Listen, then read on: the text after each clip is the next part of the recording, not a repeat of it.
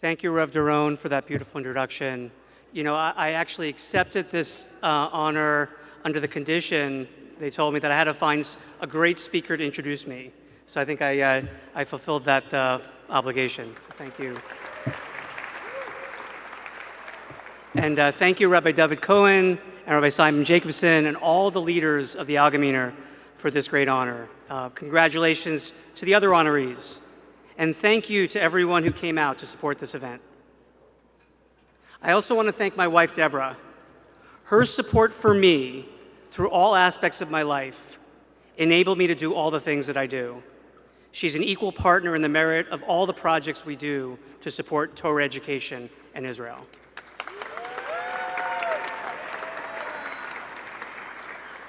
But most of all, I want to thank God. God is the source of all blessings. Baruch Hashem. Round of applause for Hashem. Thank you. One thing I have learned more deeply than I've ever known is how much God runs the world and how much we are living through the realization of his plan. Deborah and I were in Israel on October 7th with two of our kids celebrating Sukkot. We experienced the trauma that Israel went through in real time. The main difference is we got to leave. As we were flying back to America, I deeply regretted leaving. I had to get my kids back to America, and I didn't expect any of us to be particularly useful to Israel as the attack became a war. Frankly, being there, we were a liability. But on the flight back to America, I booked my return trip to Israel, and I committed myself to figuring out how I could be useful. When I got back to America, I was mortified to see the world standing against Israel and Jews and standing with Hamas. I saw it at my alma mater, the University of Pennsylvania. As a longtime donor, I stood up and publicly broke up with Penn.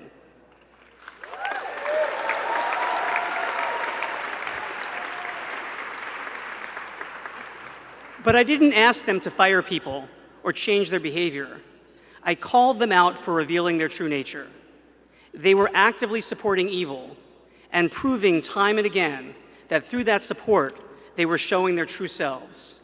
You can't change your essence. I started a movement to push donors and students away from schools like Penn, and that effort has led to a growing number of students and families considering college in Israel.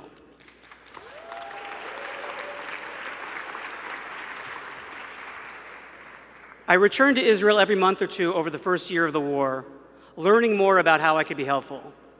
I found lots of ways to help, some of which have been publicized and some of which can't be discussed openly.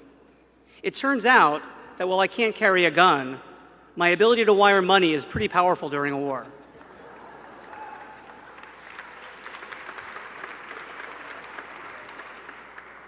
But what impressed me most about visiting Israel at war is seeing the hand of God in everything that has happened, from October 7th through today. Hearing about the open miracles soldiers experienced in battle. Seeing the miraculous military and political victories throughout the war. The heroes of this generation, the soldiers who are fighting and the leaders of Israel who are designing the battle plans, they are proving that Israel has one of the greatest armies in the world.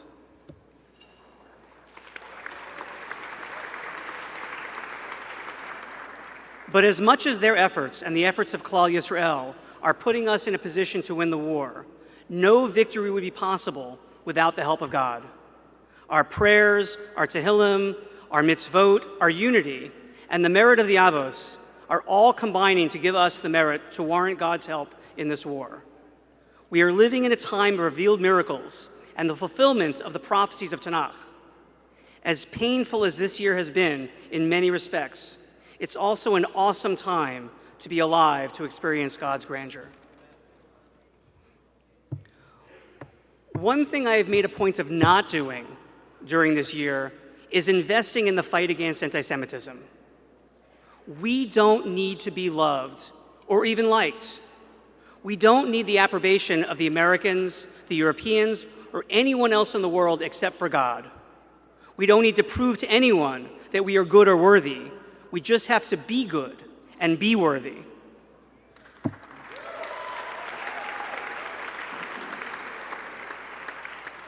We are doing God's work in this war, creating peace in the Middle East, repatriating the land that is Eretz Yisrael, and preparing ourselves militarily for the end of our exile. And we are doing it all with the integrity that God demands of us. We don't need anyone else's approval. In my opinion, overemphasizing the fight against anti-Semitism is a sign of weakness. Those who bless us, God will bless, and those who curse us, God will curse. We don't need to lower ourselves to try to appease anti-Semites.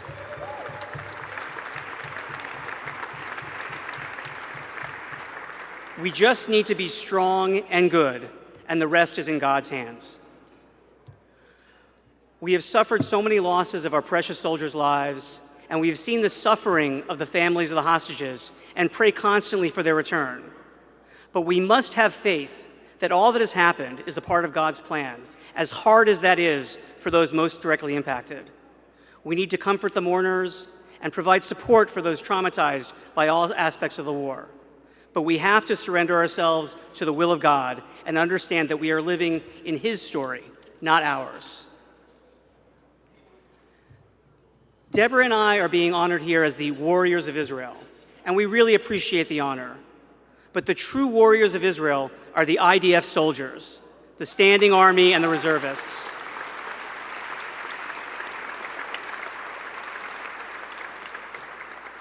And God is the shield of Abraham that is protecting us while leading us to victory.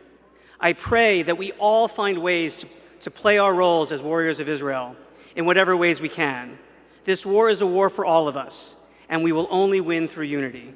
Thank you again for this honor and for coming to share it with us.